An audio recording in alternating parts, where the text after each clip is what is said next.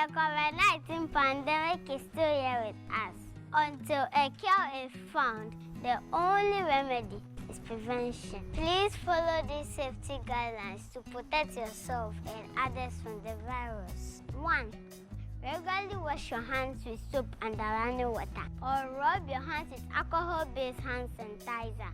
2. Avoid close contact with people coughing or sneezing, and always keep a social distance. 3.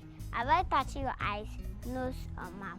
4. When coughing or sneezing, cover your mouth with tissue. Dispose of tissue immediately and wash your hands with soap and running water, or cover your mouth with your bent elbow. 5. If you have nothing serious doing in town, stay at home. But if you must go out, wear a nose mask and make sure you wear it right. Always remember, COVID-19 is deadly, and the only remedy is prevention. Protect yourself and your neighbor.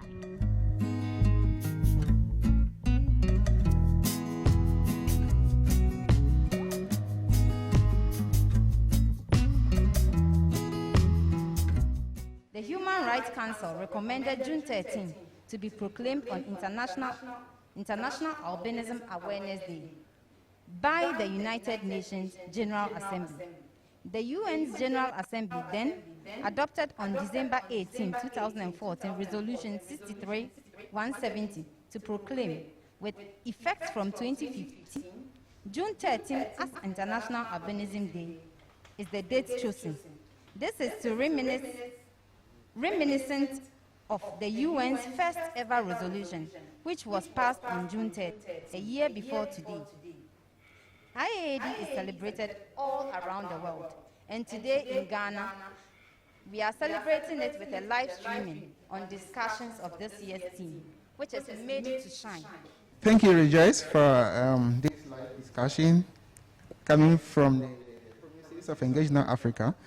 Yeah, the theme Made to Shine has been, in previous years, several teams have lines to celebrate the day on various themes. Today's theme is Made to Shine. Made to shine because persons with albinism are made to shine, definitely. If I stand in a crowd, you easily spot me out. So the theme is to celebrate these individuals with their unique features, though unique, but face a lot of challenges. And these challenges, still, we are able to come out with it and have achieved various successes. My colleague here says she works with Ghana Audit Service. She's an auditor. She's the person with albinism. Many people believe that people with albinism cannot do things or cannot work in some aspects of life. But this shows that people with albinism can do anything. Happy International Albinism Awareness Day to all our brothers and sisters around the globe. Yes, the theme Made to Shine, because in spite of our unique struggles and challenges, we are able to defy all odds. We came through, we are able to make it. And so this day is to celebrate our capabilities and our strengths. Yes. When I saw the flyer and I read on it and it was reading, Made to Shine, immediately my mind went back to a wonderful scripture I really love very much. It actually sounds as an encouragement to me anytime I read it. And this is found in Isaiah chapter 60, verses 1. And it says, "Arise and shine, for your light is come, and the glory of God is risen upon thee." This kind of scripture, relates directly to the kind of theme we are sharing today. And I really felt happy having such kind of a theme. The scripture actually said we should arise and shine because now as persons with albinism, we are made to shine. That is why the Lord is encouraging all of us to arise and shine. We need to do that, and it's very important. If we were made to shine, probably we would have to put on that cover, that light, or maybe that emission that makes us unique. And in other words, that makes us who we are. We can never take this away. We should remember that. And the Lord knows our struggles. We are talking about albinism. People may not know what albinism is. People are watching this for the first time. So I would like us to discuss what is albinism and then what can make us go through that, or why we have this complexion. Because some people, I believe, don't even know why we had this complexion in the first place, or have so many things about it. So, Stephen. Yes. Yes, I'm back to you. From my little study, I learned for myself that actually two parents would have to come together and they must lack what we call melanin in the skin. Actually, it may not show on the parent, but it may show on their children. And this kind of gene is what is called the pigment, which gives color to the skin. Now, persons with albinism are persons who, in one way or the other, have lost pigment due to this kind of gene. And that's, I just said in the very first place, it takes both parents to come up with a child with albinism. So that is how I see it to be. Okay, thank you. Persons with albinism are not magical beings, yes. So, albinism is a genetically inherited condition. So, your parents should be carriers of the gene to have a person with albinism. And their children will not all be person with albinism. So, interestingly, I am a twin here. Stephen is also a twin. Great. My twin sister has the condition, but Stephen's brother does not have the condition. Okay. So that's how it is. God in his own wisdom made it so. God is God. So person with albinism, we have challenges with our skin and eyes. They are very peculiar, and so we need protection. By way of dressing, we need to have protective clothing, or we use sun lotion because our skins are susceptible to sunburn. And when it comes to the eyes, the condition is not correctable by lens, but you can manage it with different devices like a spectacles or a magnifier or a telescope. You have all these to help you navigate your everyday affairs. Yes, so that's what I would say about it. Okay. Andrews? Yeah. Yeah. Yeah, The albinism itself. yeah, I think all of us here are persons with albinism. Exactly. And talking about albinism, seeing only people without melanin doesn't mean those are the only people with albinism. Okay. There are others who are just having the normal dark skin as the general population. But you can see the difference only in their eyes. That is also one type of albinism. Their eyes are colorless. And their eyes have all the features of those of us sitting here. But they have the color of the general public. Okay. They have dark skin, but their eyes are colorless. Those are another type of albinism. There are other types. The person is a bit fair, but they have the hair that is also colorless. That is also another type. So we have like about 3 or 4 types. We have the oculocutanous, ocular, and the HP. The HP is very rare, and this comes with other health complications. So these are the various types of albinism. So you don't see only people without skin color. You know, albinism affects 3 aspects of the human being. The hair, which all of us have here, are colorless. Yeah. Okay. Because I've shaved off my hair, and Stephen also did the same. Yeah, my but sister has the blonde, yeah. Yeah, okay, she did some magic to it. Yeah, and then the skin is also another part which is affected by the condition. And the third part is the eye. But the other type of albinism, it affects only the eye. Those are the varieties. Now, how do we get it? Both parents. I'm sure all of us here, our parents are just Sure, we are. my parents they don't have the condition. Exactly. But they are carriers. Yeah. So both parents must carry the condition, must carry that gene. And once the 2 carriers meet, possibility of them having children with albinism is about 50%. Yes, it's about 50%. That means out of 4 children, 2 might probably be children with albinism.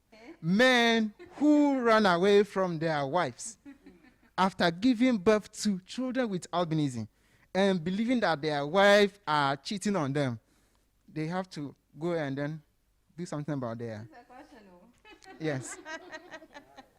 I said this with much question because some men are very, very, I mean, lovely, they love their children, and they take care of all that the child needs as an individual.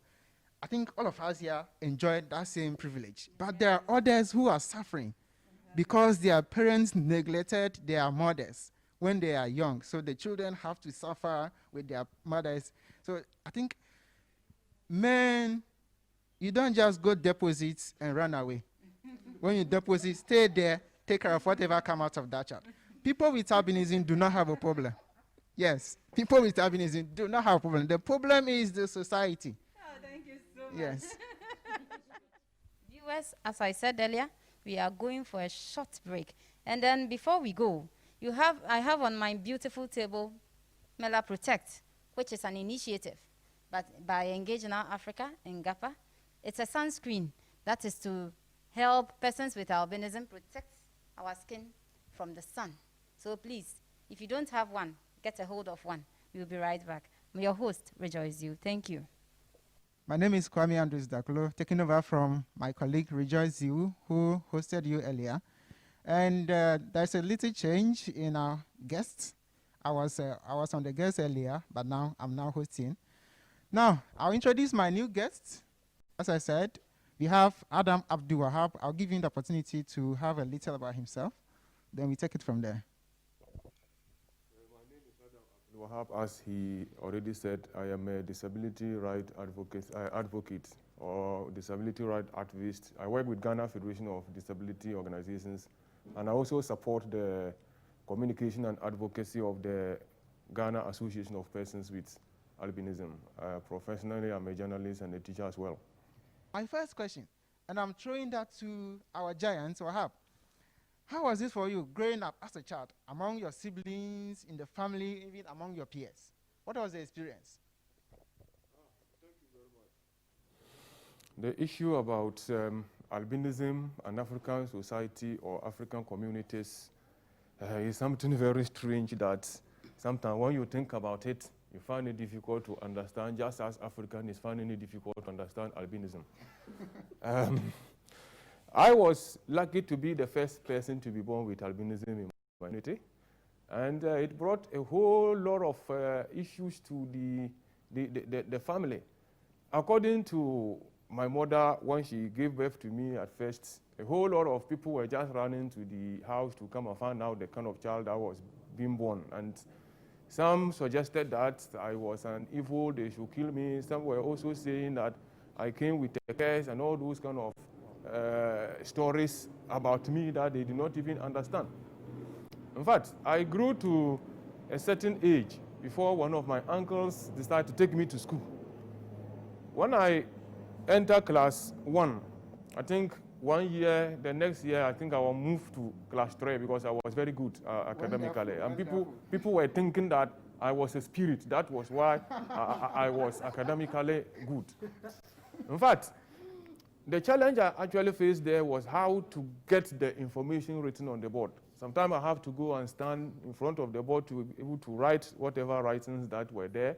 And I received a whole lot of names. Only that those names couldn't change my real name because as a Muslim, they couldn't slaughter any sheep to rename me. But all those kind of, some of the names, ghost, monkey, pig, a whole lot of names. Stephen, what was your story? I mean, you are still a student, final year student. Sure. How has it been like? And I know you are a student leader as well. How has it been like leading students from as you are different from the others? Let me just share with you something that happened when I went to level 100 and they wanted to elect a course rep. Exactly. I was just sitting there and I just felt, okay, why don't I just stand up? I mean, am I different from those who have already stood up? Exactly. So I just stood up and I joined the queue. So the HOD looked at me and was like, hey, this gentleman, Pa, you are very bold. I said, sure, I have to. All right, so we started we started telling the class what's our kind of capabilities and why we chose to be their reps. And at the end, I was the one who was voted for to be the course rep, and I was very happy. But let me say, Mr. Wahab was sharing his story. I just want to get something also from my own side. For mine, my own story was a wonder. You know, we were born twins. And funny enough, we were not two albinos. One was black and one was fair. Or someone would say white. So they call us black and white. At that very point, you see the community trooping into my mom's place just to see the kind of wonder that has happened. And I actually don't know, but everybody in the community, you know, in Mori we have 3 communities. We have Alata, Bentil, and Nkum being the largest. But you realize the news spread throughout these 3 communities. Can you imagine a population of about 23,000 trying to see the kind of miracle the Lord has done, and they were moving in. However, growing up was a different story. I mean, they saw us and they were happy. You can easily identify me by saying, oh, go to that twins where one is black and white. Yes, those are the people. But growing up, the kind of, I mean, excitement that, assumed our time of birth started changing. People started calling us names. And I remember at a point, I was really changing temperament. I was becoming much temperamental than I used to be. I was getting angry more often. People were just casting, let me say, scorn on you, kind of laugh at you. And I mean, all those ones. So at a point, I realized I have to do something, because that was not who I was. And I have to do something. Going through school, I passed through the same situations that everyone has gone through. And I quite remember in GHF3, where we are about to go for our Bs, we were supposed to select schools and courses.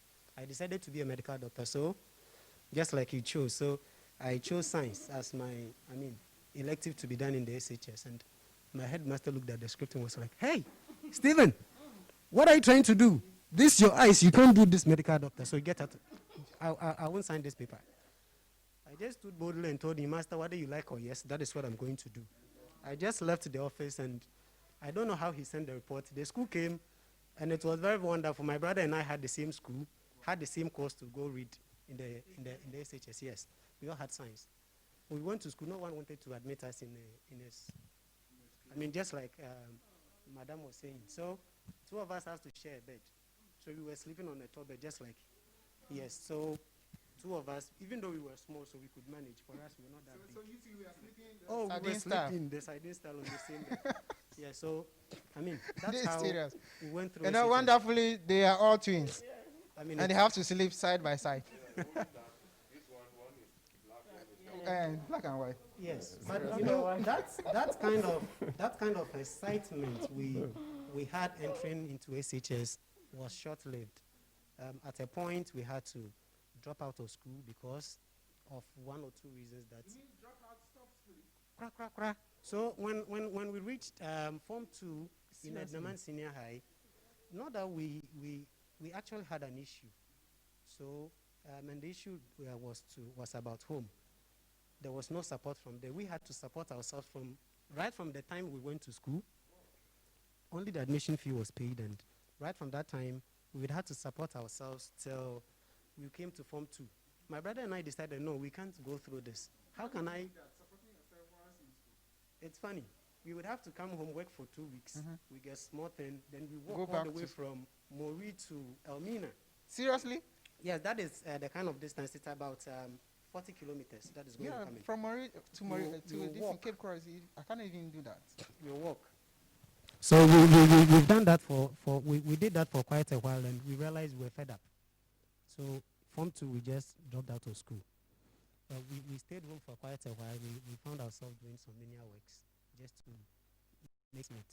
And fortunately for us, 2012, the Lord opened the way, and through our little support and the help from others, we went to SHS again.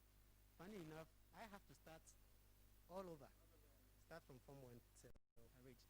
And one thing I'm always proud of is, even though I had stayed home for quite a long time, I was still as bright as back in those days when I went to SHS. So it was not difficult to pick up. I went. The only thing others cannot take away from you is your brain. Exactly. Yes. No one can take it away Very from you. funny. I will never copy any notes. My only time I learn is when the teacher is on the board teaching, and that is the only time I pick up every piece. When I get home, I just do a little reading and I'm done. I only need to wait for examination. I will not with any book. I just go and sit down with my pen and pencil. Then I just write everything and I get away. And that has sustained me from that time till the time I came to the university. And it was the same story. I have to sail through. I like reading a lot, and I like listening to good music. And that is what has sustained me from that time. It has not been very easy. A lot of discouragement, a lot of challenges. Sometimes, I remember SS2, somebody went and told my father that this boy that you are just wasting your money on him. When he gets to 20, 24 years, he will vanish. So you have 3 years too. All those money you are paying, you will not get anything out of it. So forget about this boy. My mother said, "What do you mean? If he vanish, he should vanish." Exactly. So they continue to do whatever they can do. But as I sit today, initially I wanted to be a medical doctor. But because I went to a particular community where I realized that human sacrifice was being made there, particularly using persons with albinism for rituals, I spoke to one lawyer who said, no, then you either become a lawyer or journalist to be able to bring your issue out.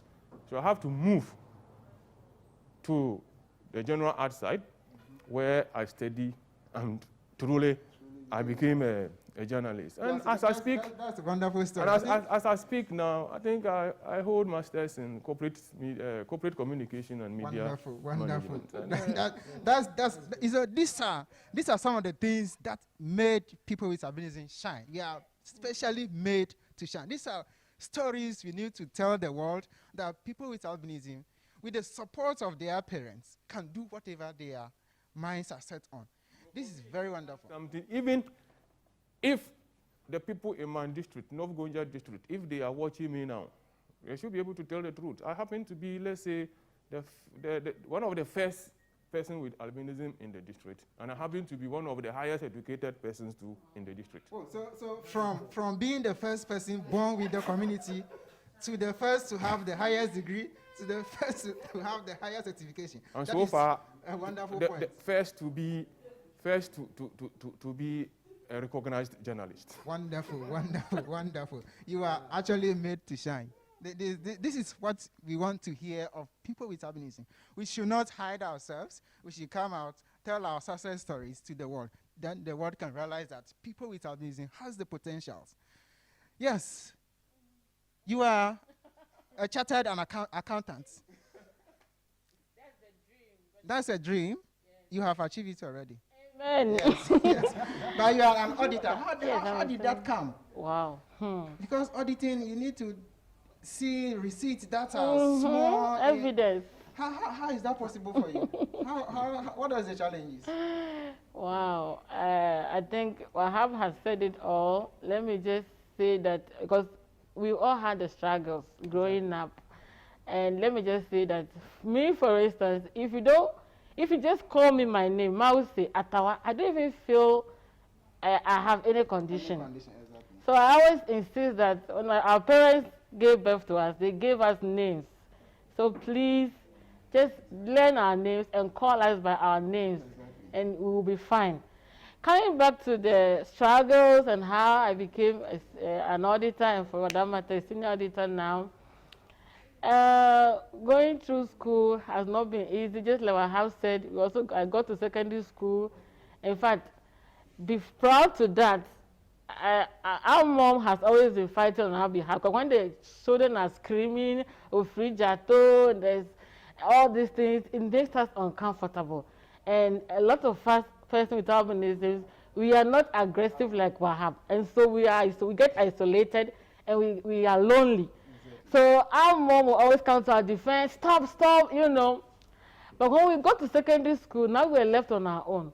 We're going to a boarding school. We're so excited. I say we because I'm a twin, you know. So And we got there, and the way people treated us, they didn't even say, who are these? Are they from Urem bush or what? They don't want to, you know. And in fact, I don't know if they still practice this these days, but when you if you're a Form 1 student, you will need a school mother or a school father if you're a boy. And so when someone takes you there, you get to sleep on that person's top bed. It was difficult. Wow.